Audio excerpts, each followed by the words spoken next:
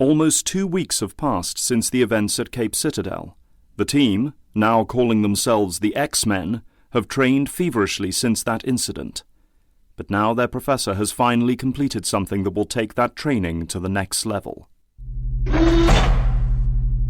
My students, welcome to the Danger Room. The team stand at the threshold of a large room. It is a technological marvel. Lights blink on the segmented walls, floor, and ceiling. A humming seems to emanate from every surface. Wow. Nice work, Hank. Why, thank you, Scott. You really are a boy genius, aren't you? Sure that isn't a second mutation? Not all gifts are genetic, Warren. So it's a big fancy room, but what does it do? And why are we in uniform? I'll be outside. Henry, if you would do the honors. Of course, Professor. Danger Room. Training Program B1 Level 3. Play when ready. Activated. Oh my. Whoa, turrets! Swinging claws? This is so cool! They're gonna attack us, aren't they? Think fast, team. This is so not like public school. As the week goes on, the training continues, both of the team and of the individual. Bobby, at present your power is limited to manipulating water into ice. But I sense that you can do more. Like what? I believe that you can also use the moisture in the air. Perhaps even make the ice yourself from within your own body. Really? Well, let's give it a try. As you can see, there is no water in this room. Now, freeze that turret. But... Focus, Bobby. Okay. See? Nothing! Perhaps you need some incentive. Wait a minute. Professor! Suddenly, the Danger Room turret targets and fires. Simulation off. I didn't stop it in time. If that had been real... True, Bobby. But it wasn't. And you proved that you can do more. With practice. The professor's training now moves away from the Danger Room to the wide open sky above the large mansion. Warren, can you hear me? Yeah. Can you see me? No. Try and focus on me. Along with your flight, your mutation also gave you the eyes of a hawk. You just don't know how to use them. Can I fly closer? No. Okay. I'll try. Wait, I think I see you. You're blurry, but... That's a start. The next train, the one his friends call Beast, moves with ease over and under and around the machine parts and defenses of the Danger Room. Good, Hank. Good. Your agility increases every day. Now, just watch out for that... Let's try that again, shall we? Danger Room, reset. A red glow penetrates the darkened room as it strikes a series of targets. Scott, you're holding back. Why? I guess I'm used to it. Before he gave me this visor, my glasses... Opening my eyes meant people got hurt. Things got destroyed. This is merely a simulation, Scott. Out there, holding back may get you killed. Yes, sir. Now, try again. Full blast. Voices are heard above the sound of machinery strained to its limits. Very good, Gene. You are holding back 3 tons of pressure from that jackhammer. Really feels more like 50. Just a few more seconds. Can't we just go back to the precision training? 1 more. And done. Danger Room, power down. Well, let's call it a day, shall we? No, Dad. Yeah, I know, but I really like it here. I guess. Well, you said it was okay. Yeah, fine. Yeah. Yeah, I will. Okay. Say hi to Mum for me. Yeah, thanks. Hey, Jean. Oh, sorry. My dad called. Yeah, I heard. They do know what this school is, right? That we dress up in yellow and black outfits to fight guys in capes throwing tanks at us? No. No, he doesn't. You know what I mean, Warren. Does he know about the training? Well, kinda. Kinda? Well, when the professor turned up, my dad threatened to throw him out. Kept calling him Captain Eyebrows. No son of mine is going to any freak school. But a quick bit of persuasion later, and my dad was writing the check. Had my maid pack my bags. And that doesn't bother you? No. I would have just ended up at some prep school anyway. Besides, I like it here. Here I can walk around with my wings out. You have no idea what it was like to have them tied back all day. It's like having your arms tied behind your back. Yeah, you and Scott definitely have it worse than the rest of us. I think I win that one. Soldier boys' sunglasses can pass in public. Angel wings, not so much. And don't even get me started on excuses when dating. Well, you don't have to hide them here. You could date whoever you wanted. I guess I could. Watching from the hall as Warren and Jean chat over snacks in the kitchen, Scott Summers' face does not betray his feelings. Hey, Scott, want to go shoot hoops? What are you doing lurking in the hallway? Oh, I see. Nothing. I was just passing and... Jealous, my monocular friend? No, of course not. Hey, your business is your own.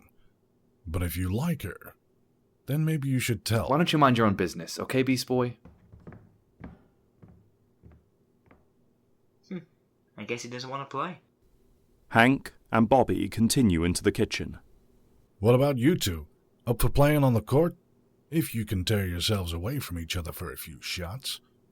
In any case, 4 of us would make it a game. I'm fine, thanks. You two go on ahead. Fine. See you later, losers. Bye, Bobby, Hank. Can we use powers? No. Oh, why? Because, my temperature-challenged friend, I would handedly beat you. You would so not. You forget that the pool is right next to the court. Never try playing on a frozen b-ball court. In the privacy of his study, the professor winds himself down, looking over essays on Shakespeare's Twelfth Night as, in the background, the news of the world plays on the television. In the background, that is, until one story piques his interest. And again, our top story. Over $1 million vanished today from the North Community Bank in Chicago. This is the third reported heist of this nature to occur over the last 2 weeks. And until today, we had no answer. We now go to Jack Kirby, already on the scene. Jack. Yes, a mystery indeed. Behind me is a vault that once held over $4 million in cash. Now it holds only 3. No one held at gunpoint, no masked man entered, no locks were picked. In fact, this vault was never even opened. Somehow, as in the 2 other cases, the thief got inside and out again with as much cash as he or she could carry. The CSI teams were stumped until they discovered this footage. Look closely. We had to slow the footage down to almost 1/10 speed to even see it. And there, in the center of the screen, a flash of light, and the money is gone. At first, the police assumed some sort of machine was responsible. However, if we slow the footage down even more, you can see, in the center of the flash, the figure of a man, presumably the thief. This, along with the recent attack on Cape Citadel by so-called mutants, has led the authorities to only one conclusion. The thief is a mutant who the team on the case is calling the Vanisher. A mutant? To me, my X-Men, we have a new problem. Moments later. So what do you want us to do about it, Prof? Yeah, I mean, we can't be the mutant police force. Can we? Not worldwide, but perhaps in cases like this, that is exactly what is needed. As with the confrontation with Magneto, the world needs to know that a group like ours exists. That our race as a whole are not just looking to use their powers for personal gain. You want us to track him down, Professor? If possible. Perhaps even convince him to join us. Join us? You forget that you were all once very much the same. I remember a Hank McCoy who was using his gifts to score record touchdowns until people noticed his extraordinarily large feet. Point taken. Magneto was beyond help. But I feel like we owe it to the rest of the world's mutants to give them the chance that you were all given.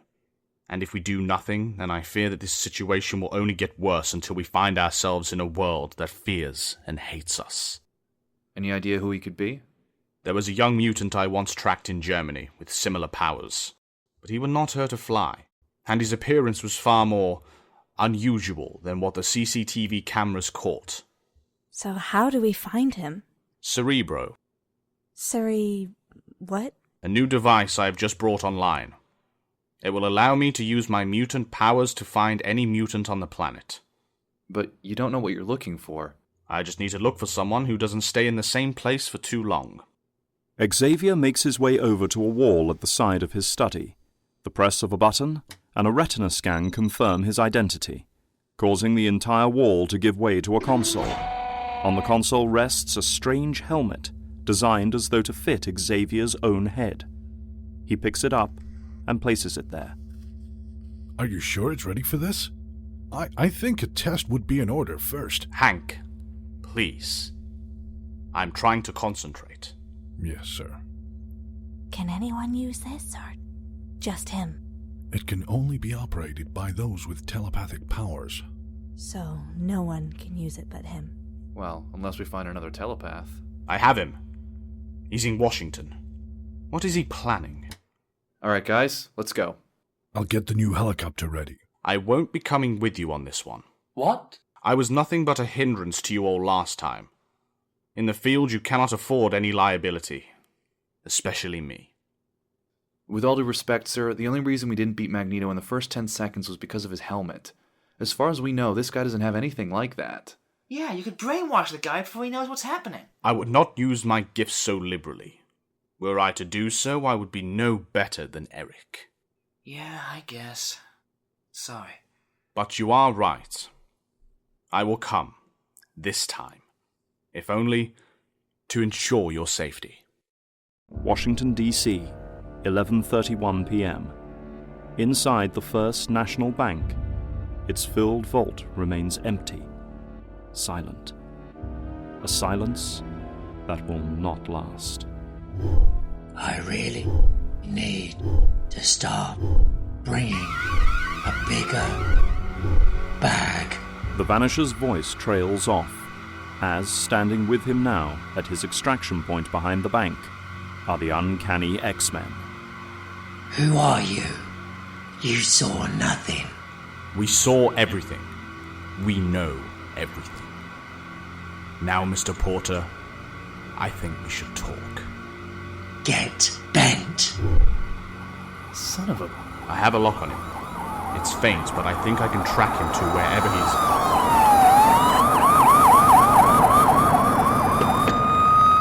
Freeze!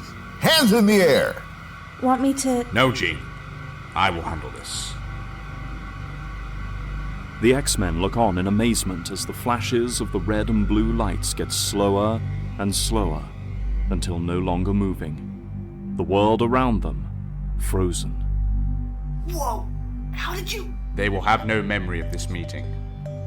Mr. Porter is in an apartment downtown. Let's go.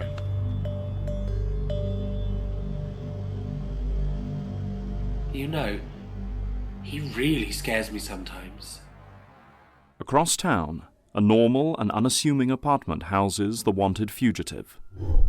Freaking weird old man with his costume kids. It don't really matter. I have all the money I could ever hope for. Then again... Porter looks over to his table. On it lies detailed defense plans, designs of military weaponry, and the Pentagon itself. You can never have enough. The man known as the Vanisher begins to make his plans. He turns to his computer, switches on its webcam and records. As he speaks, his image and voice are diffused in a garbled message on the screen. Hey there, Pentagon. Seems like I have a few things of yours. As you know by now, I can pretty much get anywhere I want before you even realize I'm there. And in your case, I already have. Robbing banks was just the start. This is how powerful I really am. Those missing plans of yours, yeah, I have them. And I have the digital backups, in case you have some way of tracking it. Not that you haven't tried. If you want them back, I want $3 billion. That's a little much, don't you think? What? I did wonder why you were in Washington. You do know they will just change all those plans and things, right? How did you get in here? How did you find me? Because we are like you, and I can help you after you return all the money you have stolen. Like hell. Scott? What? He was gonna bail again. This is your idea of helping me. Watch out, he has a gun! I'll take that, thank you. What are you doing? Holding you still, but I can't. Bobby? Way ahead of you, Marvel Girl.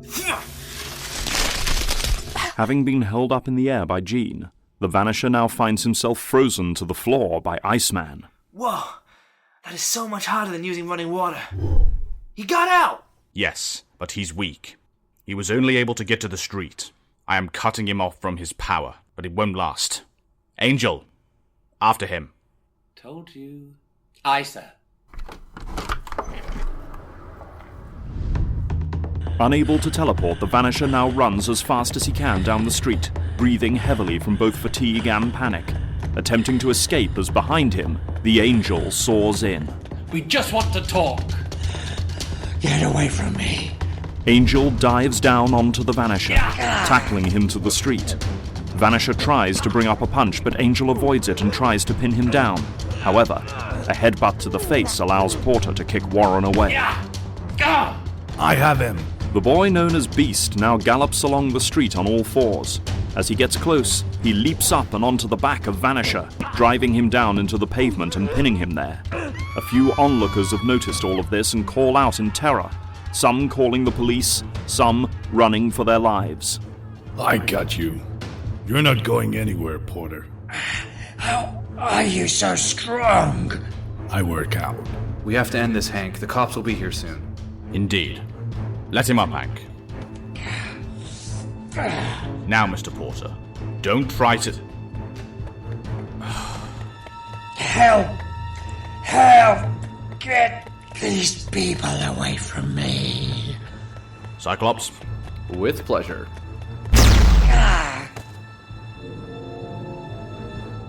Everything's frozen again. We need a moment. Now, Mr. Porter, let's go back to my school. A school for mutants like you. Like us. I don't want to join no school. I don't want to be like that scary caked guy on TV. I just want to be rich. But how much is enough? When will your crime spree stop? 1 billion? 3 billion? How many countries will you hold ransom until you have enough? That has nothing to do with you, you crippled old freak. Let's go to my school. I'm not going anywhere. And soon, as you let your guard down, I will be gone. I can do whatever I want. And you can't stop me. Just listen to reason. I said, get away from me. Now! I see. Then I have no choice. I cannot let your actions continue.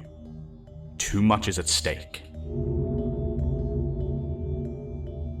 Moments later. Where am I? Who are you? Professor, what did you do? I have reached into his mind. He now has no memory of the last few weeks, how to use his power, or even that he is a mutant. His powers will never manifest again. Oh. Warren looks over at Jean with wide eyes. All she can do is nod back in understanding. I have also erased myself from the memories of the crowd. All they saw was the X-Men taking down a wanted criminal. Now, let's go home.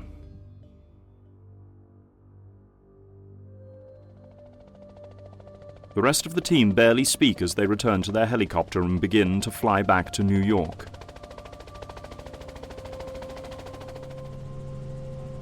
But Prof, I know, Bobby. I'm a telepath, remember? I will not go out into the field again. This was the last time. Doing what I did cannot be done again. Next time you will have to find another solution, and I tire of having to erase myself from onlookers. But you would never do that to any of us, right? Of course not. It is only a last resort. The group sit in silence for the rest of the journey. But of all of them, Jean is the one who looks the most unnerved, as though this has all reminded her of something. She decides to forget it.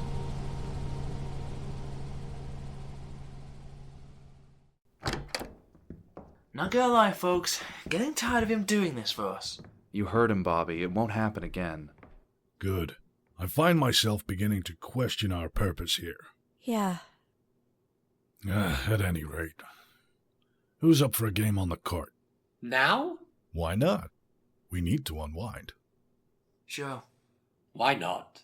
Sounds good to me. Scott? I don't know.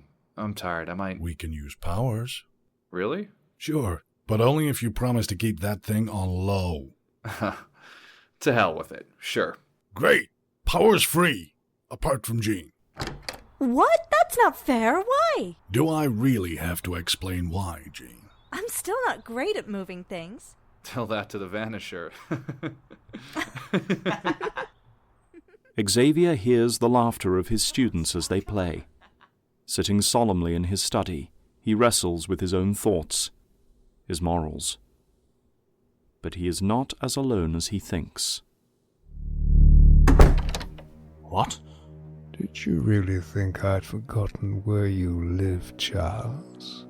Eric. Say anything. Call anyone. Even in your mind.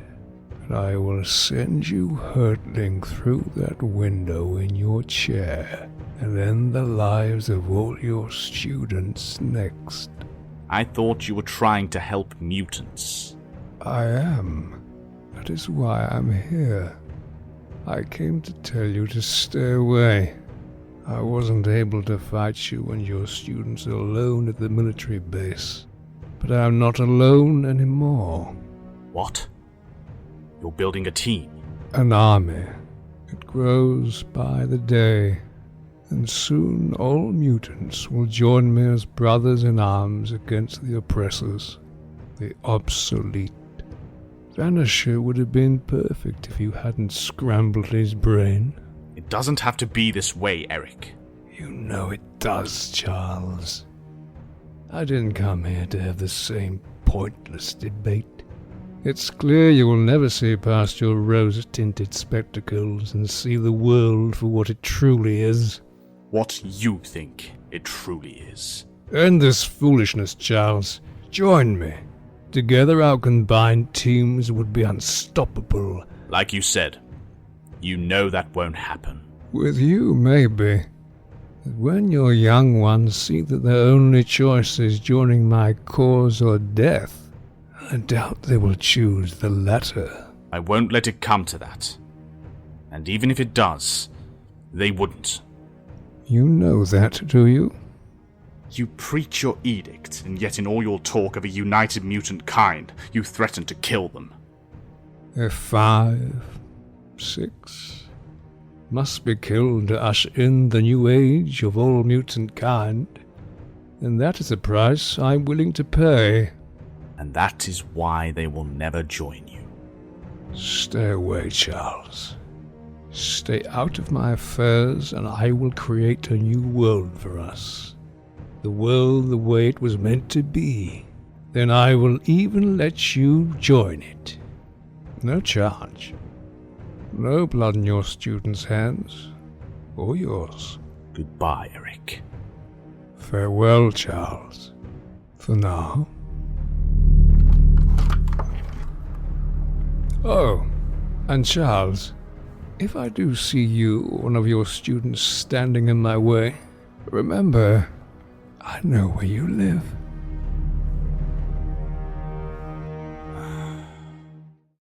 At this very moment at a top-secret military prison across state.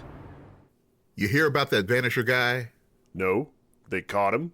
Yeah, out in the streets of D.C. Guy went cuckoo after some other mutants attacked him. Started wandering the streets, says he didn't know where he was or how he got there. For real? Man. What? What's happening? Stasis Chamber 9 is offline. It's been breached. Control to maximum security. What the hell is going on down there? We don't know! Thing just shut down. We can't get it working again. The prisoner's waking up! Which prisoner? Marco! Kane Marco! Oh no. Lock it down, now! Oh God, no! Ah! What? Maximum. Repeat last. What is going on down there? Someone talk to me. Sorry. They're not here. Can I take a message? Who's this? Name's Marco. But you can call me the Juggernaut.